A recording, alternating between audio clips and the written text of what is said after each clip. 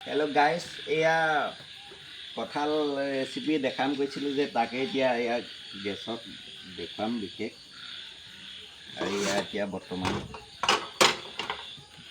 গেছটো অন কৰিছোঁ।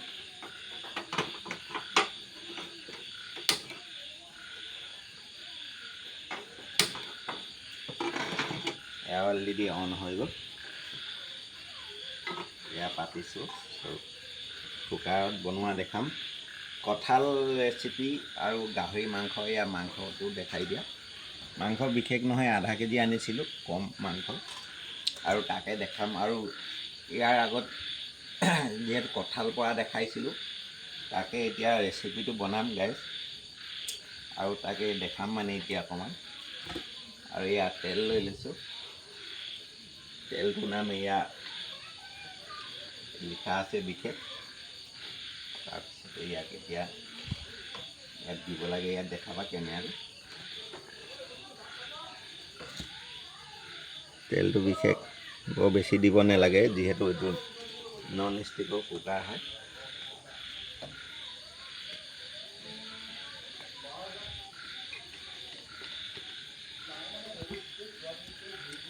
তাৰপিছতে গাইজ এইফালে এতিয়া কেমেৰাটো দেখাবা ওচৰলৈ বিশেষ।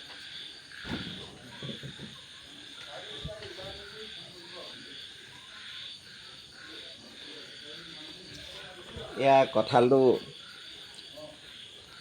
কঁঠালটো দেখাবা। এয়া হৈছে কঁঠাল বইল কৰি কিনে ৰখা হৈছে এনেকৈ, আৰু এতিয়া তাকে দেখাম। এয়া কঁঠাল এপিচ লৈ লৈছে ইয়াত, আৰু এয়া এই কঁঠাল পিচটো মানে বিশেষ এনেকৈ হেতাৰ পৰা ইয়াত গুড়ি কৰি ল'ব লাগে সৰু সৰুকৈ। এয়া এনেকৈ বাকীখিনি কৰা আছে। এতিয়া বৰ্তমান কাৰণে এডাল দেখাই দিছোঁ আপোনালোকক। এনেকৈ কঁঠালটো বইল কৰি লোৱাৰ পিছত এনেকৈ গুড়ি কৰি ল'ব লাগে, তেতিয়া খাবলৈ খুবেই টেষ্টি হয়, আৰু ইয়াত গ্ৰেভিটো সোমাই যাব। তাকে দেখাই দিছোঁ ইয়াত বৰ্তমান। আৰু এইফালে অলমষ্ট তেলটো গৰম হৈ গৈছে এতিয়া, আৰু ইয়াত আছে আদা ৰচুনৰ পেষ্ট, আৰু এয়া পিঁয়াজ। এতিয়া দি দিম ইয়াত তাকে এয়া বনাই। আৰু এইটোতো গম পায় বিশেষ আদা ৰচুনটো ব্ৰাউন কালাৰ হ'ব লাগে বুলি কয়। তাকে এয়া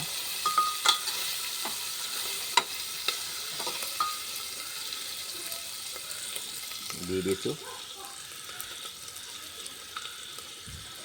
প্ৰথমতে গাইজ এয়া বিলাহীখিনি ভাজি ল'ম, যিহেতু গ্ৰেভিৰ কাৰণে।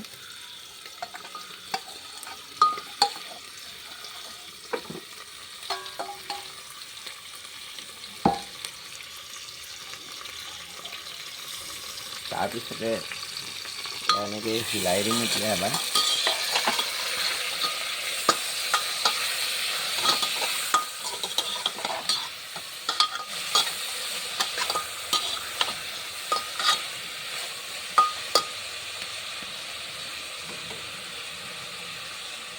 আৰু ইয়াত বিশেষ এতিয়া হালধি মছলা দিব লাগে, তাকে দিয়া দেখাম। এয়া হৈছে হালধি হিচাপৰ অনুসৰি। তাৰপিছতে এয়া হৈছে মছলা।